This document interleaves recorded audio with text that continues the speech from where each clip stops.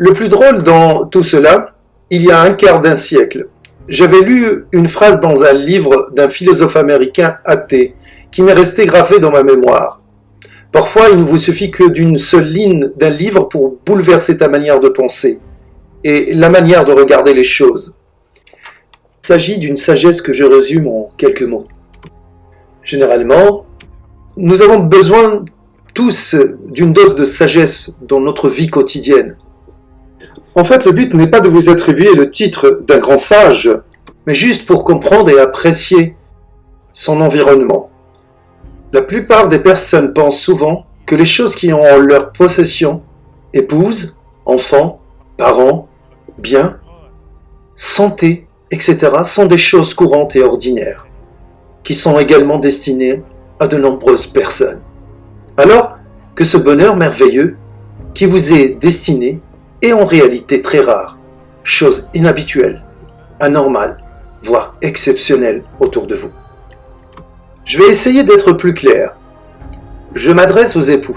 Cher époux, il n'est pas courant, j'ouvre la parenthèse, de trouver une épouse pratiquante, gentille, à ton écoute, qui prend soin de toi, de tes enfants et de ton argent.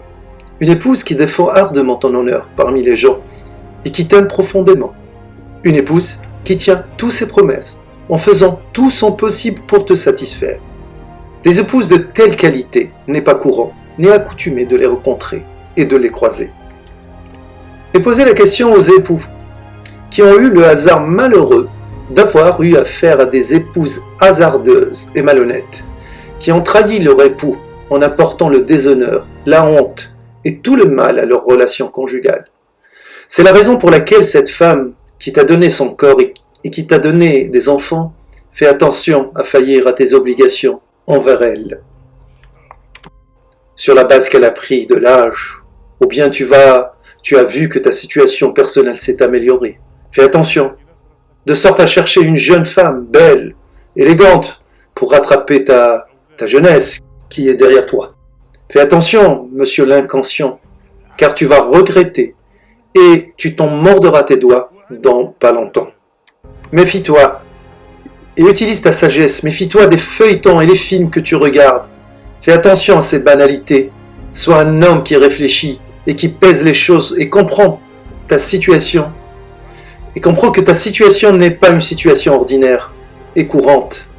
Si tu comprends cette logique, tu arriveras certainement à comprendre l'enseignement de tout cela. Tu me demanderas c'est quoi la finalité de tout cela.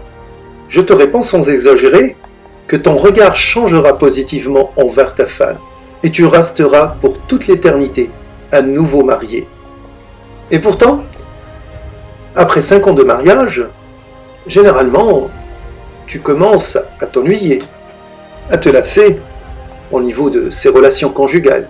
Cette règle est connue par tout le monde.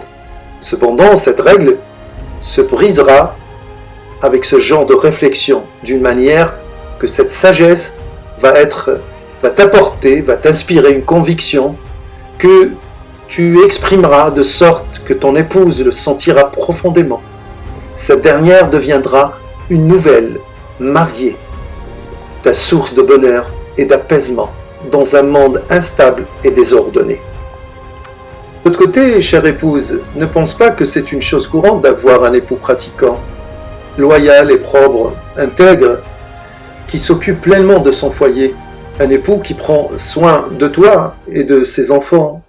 Il ne rentre pas chez lui la nuit en étant ivre, il ne t'insulte pas, ne lève pas la main sur toi, ne frappe pas, ne casse pas, il ne te ramène pas le déshonneur et la honte. Tout cela n'est pas ordinaire que ton mari travaille durement avec beaucoup de sérieux. Tout cela n'est pas ordinaire que ton mari débourse tout pour sa famille avec une prise de conscience infaillible pour accomplir pleinement son devoir envers sa famille, au point qu'il se néglige soi-même pour que sa famille puisse avoir une bonne situation. Cela n'est pas du tout ordinaire.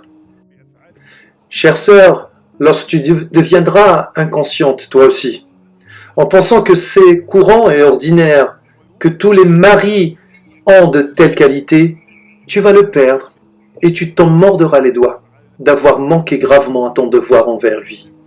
Ce que je vous apporte comme témoignage, chers frères et chères sœurs, concerne plusieurs expériences pour vous expliquer que le monde est rempli d'inconscients et d'inconscientes.